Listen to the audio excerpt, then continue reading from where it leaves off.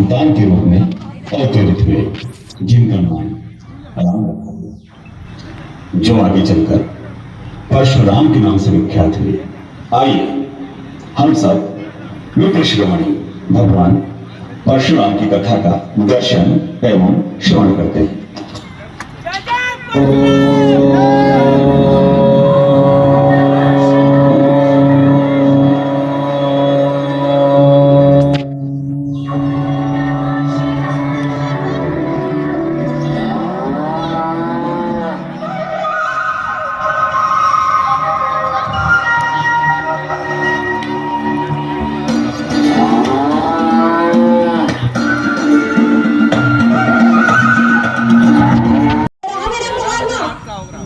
है तो ये छल,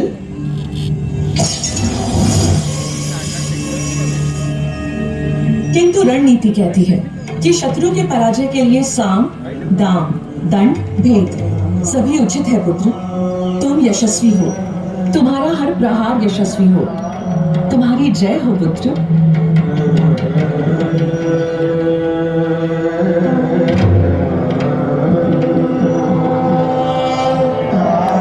शास्त्रों में लिखा है,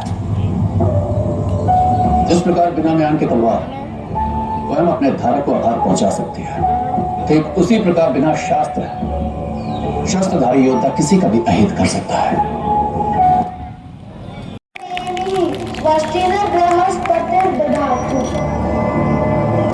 इसी प्रकार अभ्यास करते रहो पुत्र। अवश्य पिताश्री, किंतु पिताश्री मुझे शस्त्र विद्या में अधिक रुचि है। मैं उसे भी सीखना चाहता हूँ। शस्त्र हिंसा का मूल है और शास्त्र शांति का स्रोत है पुत्र। किंतु पिताश्री, शस्त्र भी तो शांति का स्रोत होते हैं ना? अच्छा, वो कैसे? क्रूर और दुष्टों के मध्य शास्त्र का क्या कार्य पिताश्री? उन्हें शांति का पाठ क्यों शस्त्रों से ही सिखाया जा सकता है? एक ब्राह्मण को ऐसे विचार शोभा नहीं देते पुत्र। किंतु पिताश्री, मैं केवल वेद पाठी ब्राह्मण बनकर नहीं रहना चाहता। मैं चाहता हूँ कि हर अन्याय का अंत हो। जा सकते हो। अपना लक्ष्य प्राप्त करने के लिए बहुत कुछ सहना पड़ता है, कई कठिनाइयों का सामना भी करना पड़ता है, पर तुम कभी हार मत मानो और वही करना जो तुम करना चाहते हो। तुम सभी भाइयों ने एक समान शिक्षा ली है, पर तुम्हारा रुझान शस्त्र विद्या की तरफ अधिक है। मैं चाहती हूँ कि तुम महर्षि विश्वामित्र के आश्रम में जाओ। मेरा आशीर्वाद है कि तुम वहां से कुशल योद्धा ब्राह्मण बनकर निकलोगे।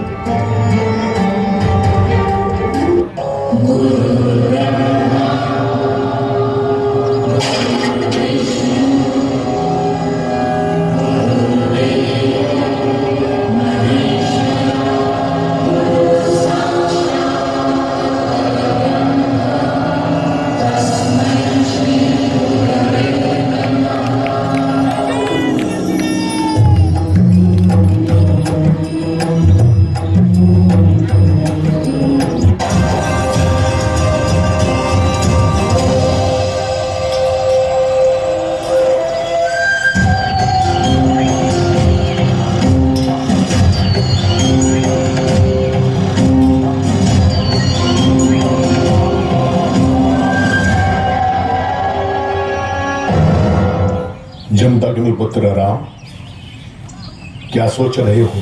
मैं चूक गया? तुमने मेरी शिक्षा को कितना आत्मसात किया है ताकि मैं तुम्हें और कठिन आधुनिक युद्ध कला की शिक्षा दे सकूं।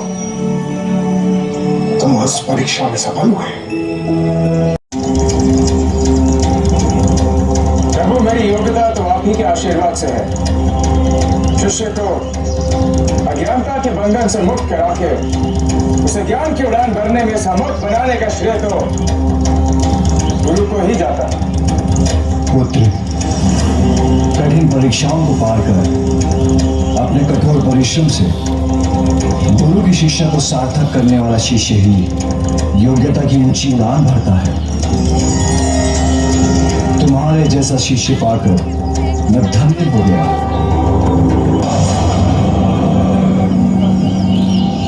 अपनी शिक्षा सफलतापूर्वक संपन्न करने के लिए मैं तुम्हें ये परशु प्रदान करता हूं, जो आज के बाद तुम्हारी पहचान बनेगा। एक बार चित्रवत गंधर्व एवं उनकी अप्सराएं धरती पर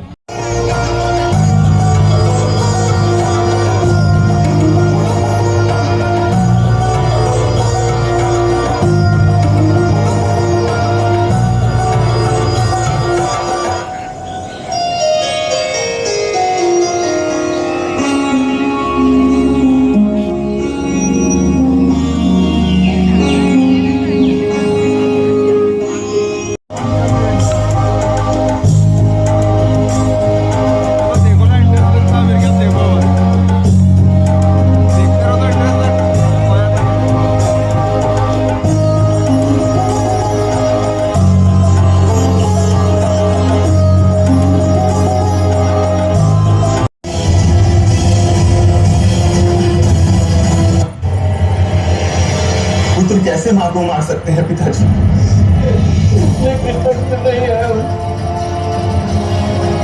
जिन्होंने हमें अपना दूध पिलाया, जिनके आंचल और स्नेह में सुरक्षा पाकर हम बड़े हुए, उनके वध की अपेक्षा कैसे कर सकते हैं पिताजी? क्षमा करो।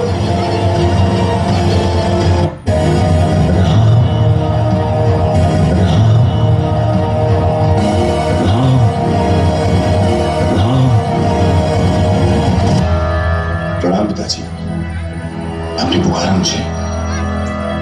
हाँ था, परंतु बहुत आज से पुकारती है पिताजी।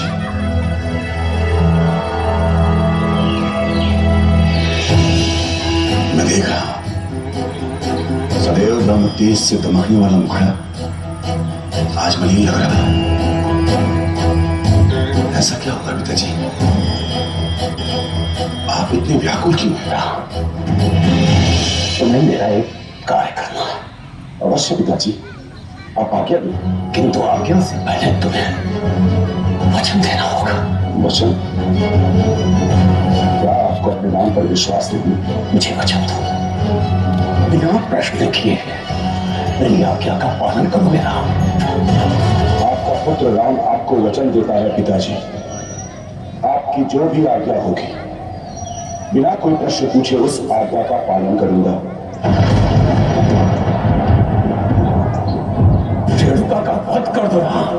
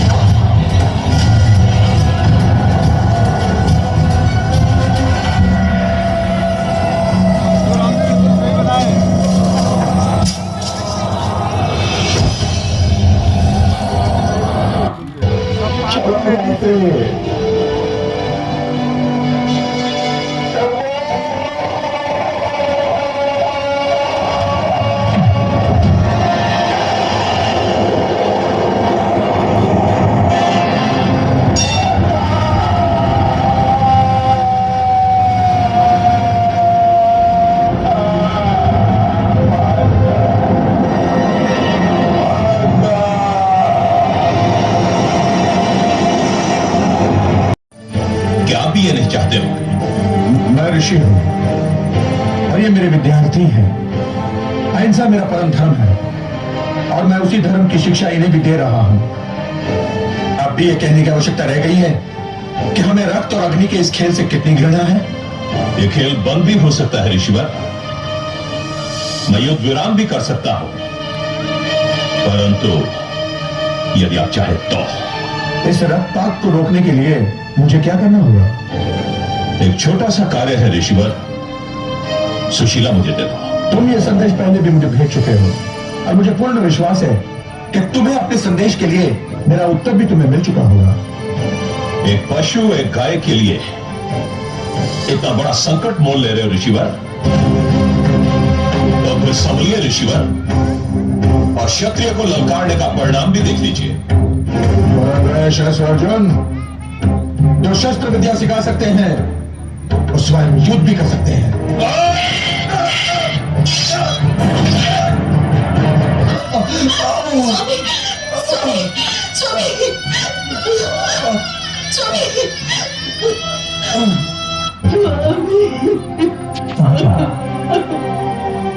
शांत हो जाइए माता। पर पड़े दिखाई देंगे।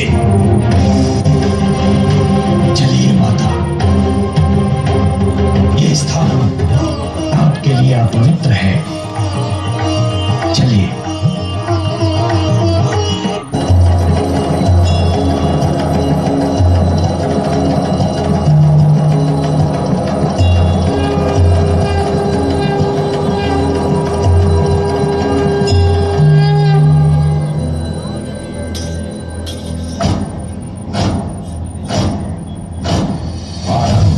प्रचंड बोल मस्तकों के झुंड, बाज चंड की घड़ी के तुम गुहार दो।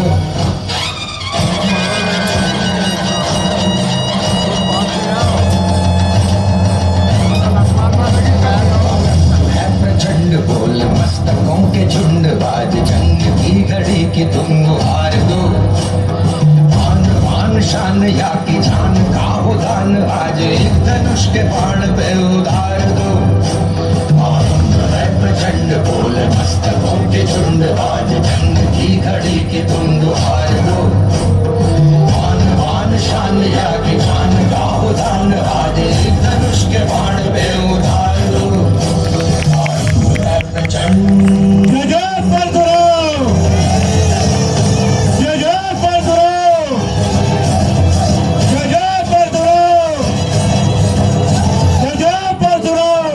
क्षत्रियों के रक्त से आपका तर्पण कर रहा हूं। इस क्षण के उपरांत मेरा अभियान समाप्त हो गया है। परशुराम एक इतिहास बन गया है माता, परशुराम एक इतिहास बन गया। वो इतिहास